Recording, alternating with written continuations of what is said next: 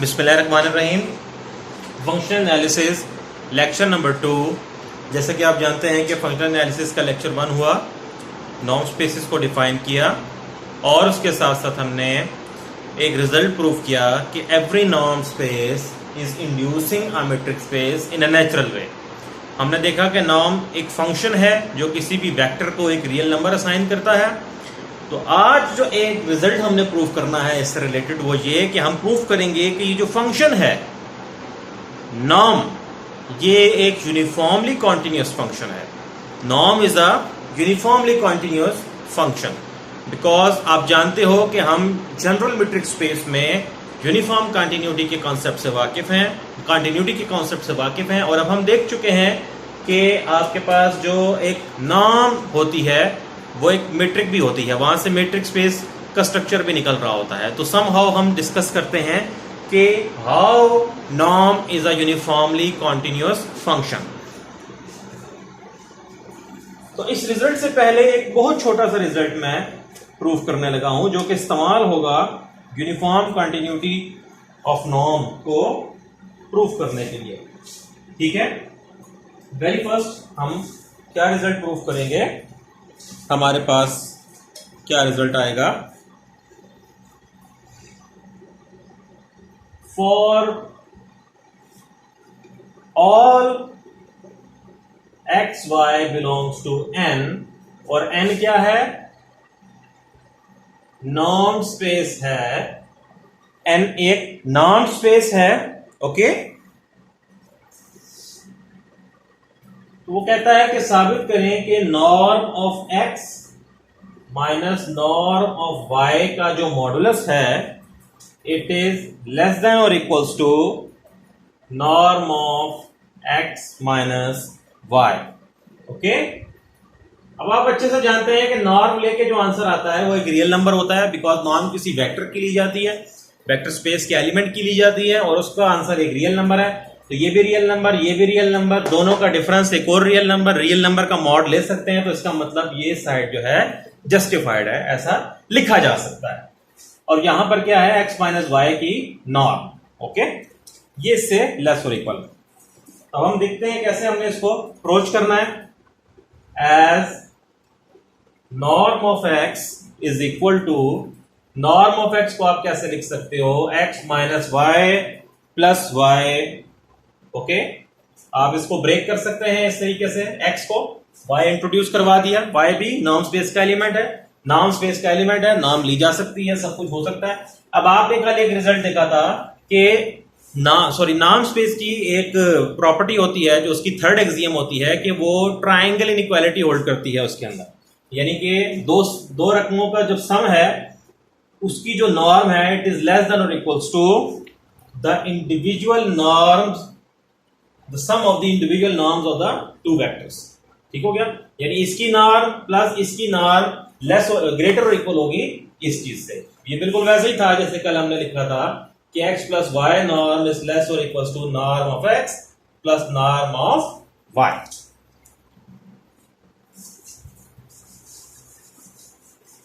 Okay, तो ये अब एक नॉन नेगेटिव रकम है क्योंकि आप जानते हो कि नॉर्म का आंसर हमेशा नॉन नेगेटिव होता है। अगर आप इसको वहां मूव करो तो यहां से क्या रिजल्ट आएगा, norm of x minus norm of Y is less than और equals to norm of x minus Y. आप इस इक्वेशन को 1 का नाम दे सकते हैं। ओके, ऑल्सो आप ये काम भी कर सकते हैं कि नॉर्म ऑफ वाई जो है इसको अगर आप x इन्वॉल्व कर दें, ठीक है, तो यहां से क्या चीज निकलती है, यह आएगा norm of y minus X. इसको अगर एक टर्म मान लें और इसको दूसरी, plus norm of x। Now again ये नॉर्म ऑफ x एक positive non negative real number है, इसको यहां मूव करेंगे तो norm of y minus norm of x is less than और equals to norm of y minus x। अब y minus X की नॉर्म जो है स्टूडेंट्स आप जानते हैं कि इसमें ये x माइनस वाई की नॉर्म भी वही होगी बिकॉज कल एक हमने रिमार्क लिखा था कि जो x की नॉर्म है उसके एडिटिव इनवर्स की नॉर्म भी वही होती है। ठीक है, तो ये प्रॉपर्टी हमने क्या कर दी, अप्लाई कर दी। अब यहां से जो नेक्स्ट हम काम करते हैं उसको देखते हैं।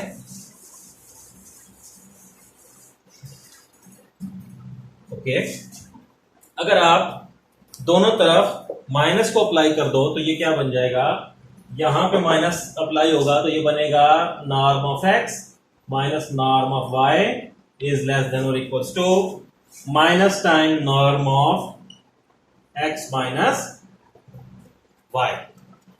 ठीक है, अब देखिए, क्योंकि एक पॉइंट समझिएगा, जब आपने क्या किया, माइनस से मल्टीप्लाई किया तो इनइक्वालिटी का साइन जो है इसको क्या होना चाहिए, चेंज होना चाहिए। इसको 2 कहते हैं। अब 1 और 2 को कंबाइन करें बाय 1 एंड 2, तो आपके पास क्या बनता है, माइनस एक्स माइनस वाई की नॉर्म लेस और इक्वल्स है norm of x minus norm of y, और 1 से क्या पता चला कि ये वैल्यू लेस और इक्वल है norm of x minus y. Okay, now students you know that कि मॉडुलस की डेफिनेशन क्या होती है, बल्कि उसको हम प्रूव करते हैं बकायदा एक चीज को, कि mod of x less than or equals to a if and only if minus a is less or equal to x and x is less than or equals to a। Calculus का result है, ठीक है, vectors के अंदर भी use हो जाता है, नॉन स्पेसिस के अंदर भी। बेसिकली क्या, ये रियल नंबर्स के लिए यहां पर होल्ड कर रहा है, और ये सारे रियल नंबर्स लिखे हुए हैं। जब कोई नॉर्म लिखी हुई होती है तो वो एक रियल नंबर लिखा हुआ होता है, बिकॉज नॉर्म क्या करती है, वेक्टर को रियल नंबर असाइन करती है। ओके, तो अगर आप इसको a मान लें तो ये माइनस a है, लेस देन इक्वल्स टू आप इसको x कह दो, और ये less than equal two plus a हो गया। तो यहां से क्या रिजल्ट निकलेगा कि इस टर्म का जो मॉडुलस है वो लेस और इक्वल है x माइनस वाई की नॉर्म से, और यही मेरा क्या था, क्लेम था। तो ये वो रिजल्ट था जो मैंने प्रूव किया एज रिक्वायर्ड। अब जिस तरह शुरू में मैंने कहा कि ये रिजल्ट मुझे हेल्प आउट करेगा नॉर्म फंक्शन की यूनिफॉर्म कंटिन्यूटी को प्रूव करने में, और आप जानते हैं कि यूनिफॉर्म कंटिन्यूटी जब आ जाती है तो कंटिन्यूटी भी आ जाती है, because every uniformly continuous function is continuous as well.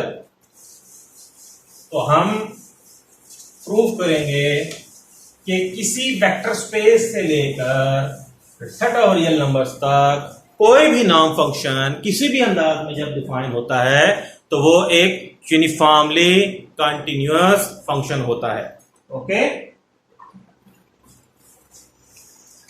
तो क्यों ना ये काम करने से पहले यूनिफॉर्म कंटिन्यूटी की डेफिनेशन को देख लिया जाए।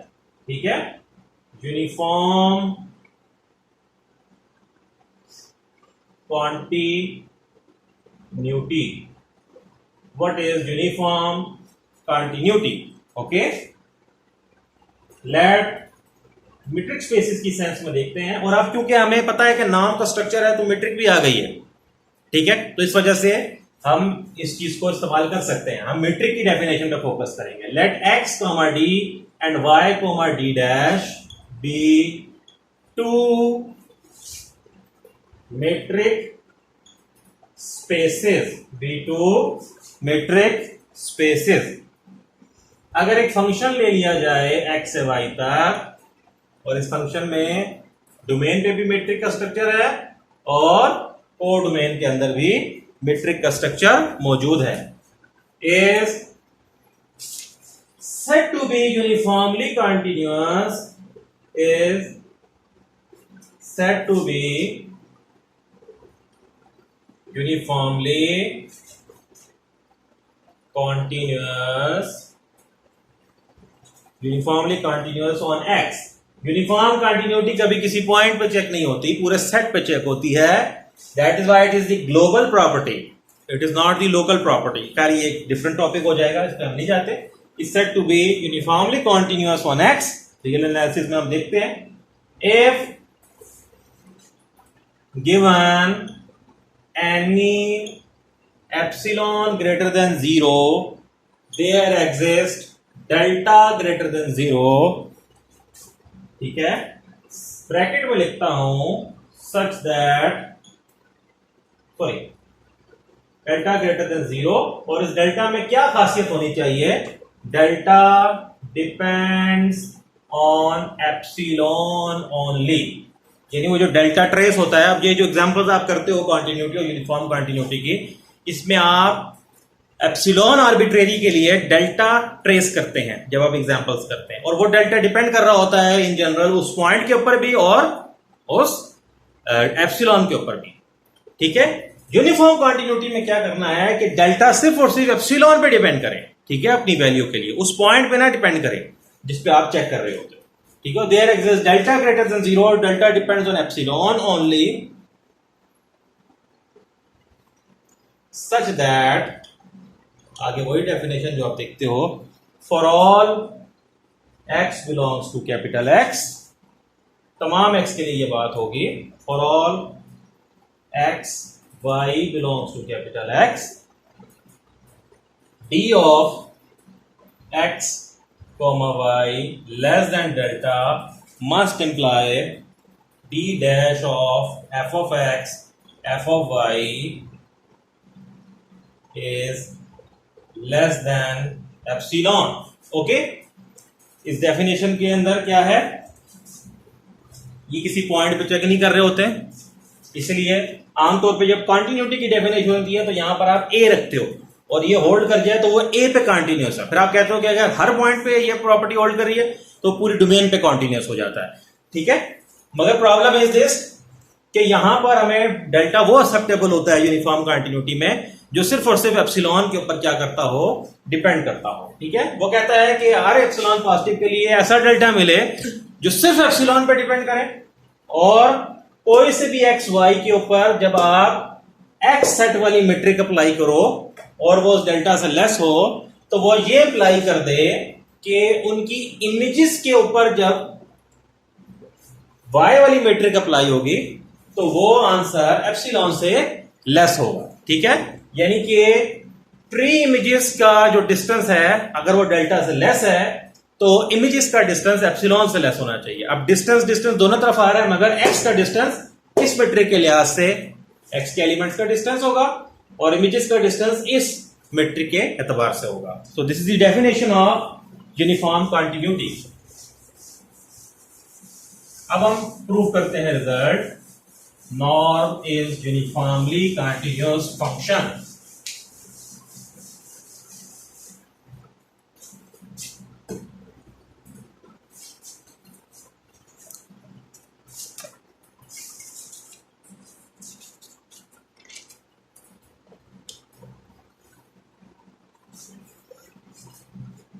थ्योरम या रिमार्क या रिजल्ट कुछ भी कह सकते हैं आप।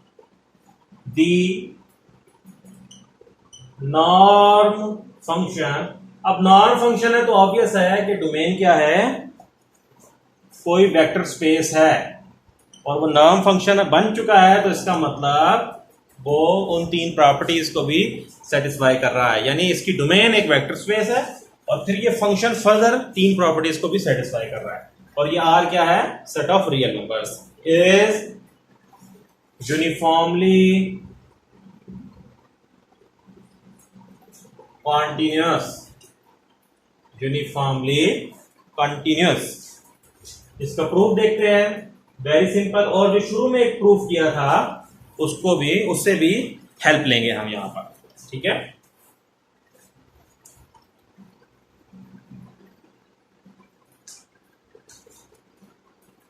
तो हमने क्या दिमाग में क्या चीजें होनी चाहिए कि जो डेल्टा है वो सिर्फ एप्सिलॉन पे डिपेंड करे, और आप कोई से भी दो आर्बिट्रेरी एलिमेंट्स की मेट्रिक डिस्टेंस जब उस डेल्टा से लेस होगा तो वो ये इंप्लाई करे कि उनकी इमेजेस का डिस्टेंस भी under the metric of y वो एप्सिलॉन से क्या होना चाहिए, लेस होना चाहिए, okay.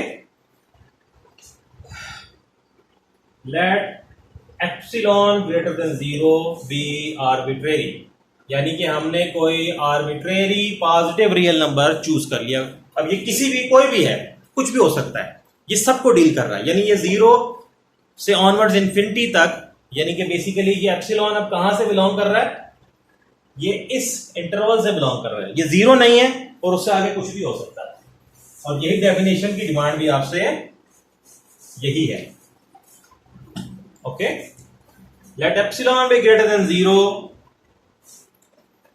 And take delta choose कर लें, एप्सिलॉन के बराबर ही रख लें, ठीक है। सिर्फ और सिर्फ एप्सिलॉन पर डिपेंड कर रहा है। देखें, अगर एप्सिलॉन बाय 2 है तब भी ठीक है, एप्सिलॉन बाय 3 है तब भी ठीक है, किसी पॉइंट पे डिपेंड ना करे डोमेन की, ठीक है। Take epsilon is equal, delta is equal to epsilon, then for all x y belongs to n, for all x y belongs to n, d of x y। अब ये x y कहां से आ रहे हैं? n से आ रहे हैं। n क्या है? एक नॉन स्पेस है। नॉन स्पेस पे ऊपर नॉन स्पेस के एलिमेंट्स के दरमियान डिस्टेंस लेने का तरीका कल हमने देखा था। वो क्या था कि जब भी नॉन स्पेस के एलिमेंट्स के दरमियान डिस्टेंस लेना हो और कुछ और मेंशन ना हो तो उससे क्या मुराद होती है? वो उन दोनों के डिफरेंस की नॉर्म है, क्योंकि उसके ऊपर मैट्रिक डिफाइन ही ऐसे होती है। Then for all x y belongs to n, ये चीज सपोज करेंगे, ये स्टेटमेंट सपोज हो और प्रूव हो जाए कि डी ऑफ एक्स वाई को f y is less than epsilon, तो हमारा टारगेट हल हो जाएगा। इट इंप्लाइज, क्यों हम देखते हैं कि क्या ये इंप्लाई करता है कि नहीं करता, d of f of x f of y. अब देखें जी, ये इमेजेस के दरमियान डिस्टेंस है। इमेजेस कहां पे आ रहे हैं? आर में आ रहे हैं। आर पे मैट्रिक कौन सी होती है? मॉडुलस वाली होती है, यानी f of x minus f of y का मॉड। अब एफ ऑफ एक्स क्या होगा? क्योंकि एक्स जो है वो एन का एलिमेंट है, और आप कौन सा फंक्शन यहां पे ले रहे हो? बेसिकली ये फंक्शन कौन सा डील हो रहा है? ये वाला फंक्शन डील हो रहा है। तो इससे मुराद ये चीज है आपके पास, और अभी अभी प्रूव किया था पिछले रिजल्ट में कि ये लेस देन है किससे? नॉर्म एक्स माइनस वाई से। अच्छा, हम नॉर्म एक्स माइनस वाई को सपोज किए बैठे हैं कि वो डेल्टा से स्ट्रिक्टली लेस है, ठीक है। तो ये लेस देन डेल्टा, और डेल्टा किसके बराबर है? एप्सिलॉन के बराबर है। तो इसका मतलब है कि हमारी जो डेफिनेशन है वो कंप्लीट हो गई, कि हमने ये प्रूव कर दिया कि for any epsilon positive there exist delta, यानी कि अगर आपका एप्सिलॉन 1/2 है तो डेल्टा भी 1/2 काम करेगा। आप एप्सिलॉन कोई और चूज करो तो डेल्टा भी वही रखा जाएगा, कि जब भी डोमेन के कोई से दो एलिमेंट्स के दरमियान डिस्टेंस उस डेल्टा से लेस है, ठीक है, यानी आपने एप्सिलॉन चूज किया, उस एप्सिलॉन के अगेंस्ट आपको ऐसा डेल्टा चाहिए कि जब कोई से भी दो डोमेन के एलिमेंट्स के दरमियान डिस्टेंस उस डेल्टा से लेस हो, तो वो फैक्ट ये इंप्लाई कर दे कि उनके इमेजेस के दरमियान डिस्टेंस उस एप्सिलॉन से लेस होगा जिस एप्सिलॉन के अगेंस्ट आपको वो डेल्टा मिला। तो डेफिनेशन कंप्लीट हो गई। Hence norm is a uniformly continuous function. इसके एंड पे स्टेटमेंट दे दीजिएगा। Thank you so much.